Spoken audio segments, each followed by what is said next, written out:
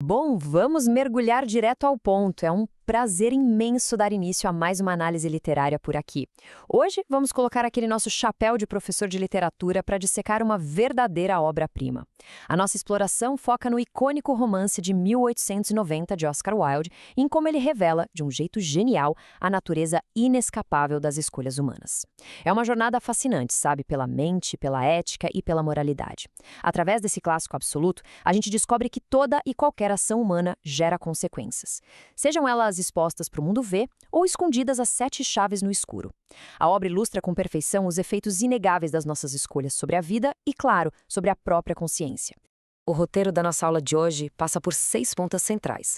Vamos começar com a busca pela juventude eterna, debater influência versus responsabilidade, mergulhar na tragédia de Sybil Vane, revelar a consciência oculta, sentir o peso da culpa reprimida e, por fim, chegar ao fim trágico inevitável. É seguindo exatamente esse fluxo que a gente consegue traçar a queda do protagonista, daquela pureza inicial até a corrupção moral absoluta. Então, sem perder tempo, vamos nessa porque o material é denso e incrivelmente cativante. Número 1. A busca pela juventude eterna. E é bem aqui que toda a nossa história ganha forma. Vamos imaginar um Dorian puro, absurdamente admirado por uma beleza quase intocável. Ao ver o próprio retrato pintado pelo amigo Basil Hallward, rola aquele desejo impulsivo que sela todo o destino da narrativa, o desejo de permanecer eternamente jovem enquanto a tela envelhece no lugar dele. Para entender o peso disso, a gente precisa falar sobre o esteticismo. Essa era uma abordagem filosófica da época que basicamente colocava a busca desenfreada pela beleza e pelo prazer lá no topo, muito acima de qualquer limite moral. O pedido de Dorian é exatamente o reflexo disso, entende? É aquela tentativa humana universal de viver sem freios, de escapar das consequências e do tempo. Ele passa a acreditar piamente que pode se jogar no prazer puro sem nunca, mas nunca mesmo sofrer qualquer arranhão ético. Seguindo para o número 2, influência versus responsabilidade. Agora a gente entra numa dialética filosófica profunda sobre quem realmente leva a culpa. A grande sacada literária aqui é como o autor separa brilhantemente o que é influência externa do que a nossa própria agência moral. De um lado da balança, a gente tem o Lord Henry Wotton, que exerce uma influência enorme. Ele defende com unhas de dentes aquele prazer sem limites.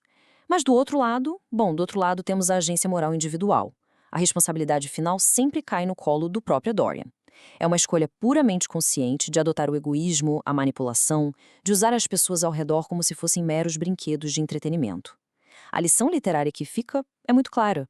As influências externas afetam o nosso comportamento, com certeza, mas elas jamais apagam a nossa responsabilidade. Cada passo em direção à decadência é uma escolha feita com total liberdade. Ponto número 3. A tragédia de Sybil Vane. É aqui que aquela teoria de prazer sem consequências colide de frente e de um jeito bem doloroso com a realidade emocional.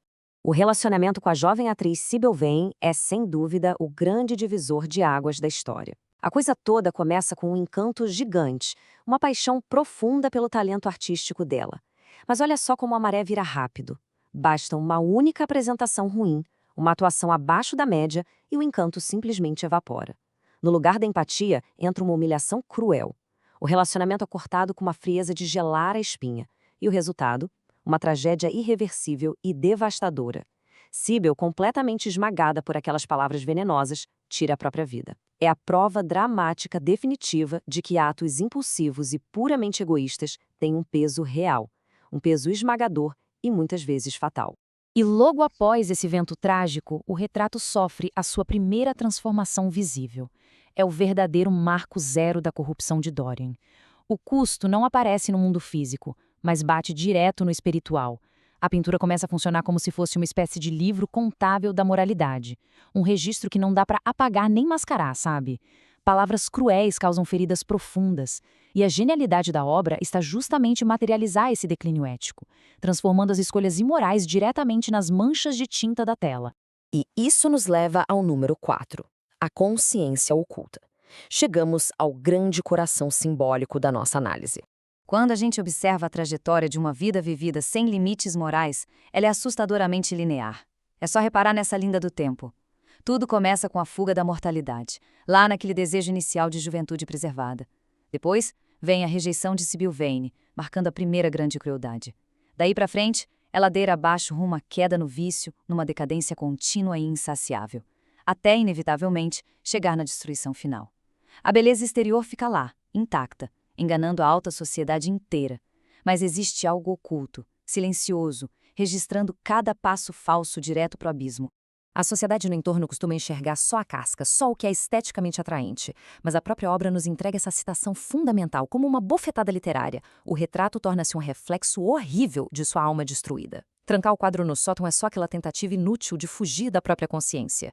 O texto deixa claríssimo: fingir que o erro não aconteceu não anula o impacto dele. As consequências podem até ficar fora dos holofotes da sociedade por anos a fio, muito bem escondidas, mas no fundo elas nunca, jamais desaparecem do âmago do indivíduo. Avançando para o número 5, o peso da culpa reprimida. Agora é hora de fazer um estudo psicológico, focando no que acontece na mente de quem vive fugindo de si mesmo.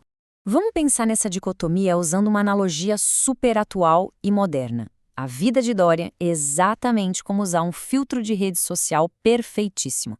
Um exterior físico impecável que faz a sociedade inteira babar na beleza e elegância, enquanto esconde a todo custo uma realidade que está desmoronando.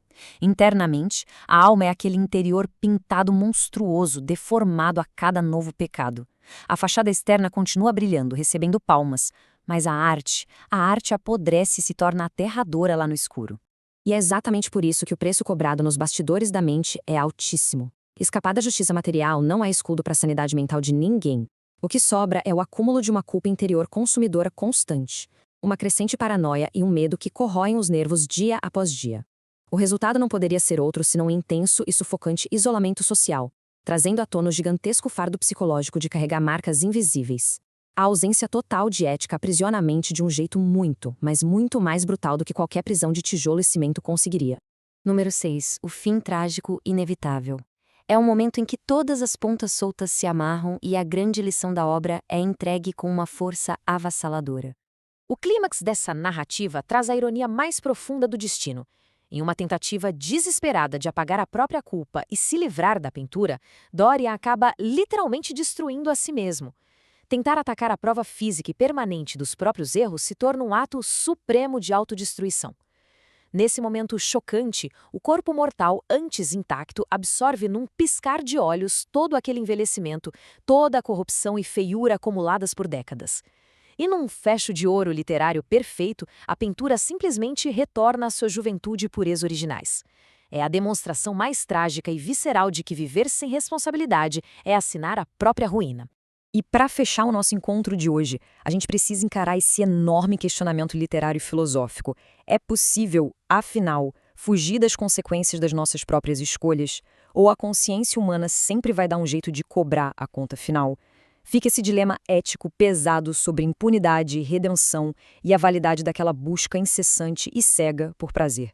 No fim das contas, a grande lição da nossa exploração é que as marcas das nossas ações estão sempre registradas em algum lugar. A responsabilidade moral é e sempre será uma parte intransferível da condição humana. Muito obrigada por acompanhar mais esta jornada pelas sombras da mente e até a nossa próxima exploração literária.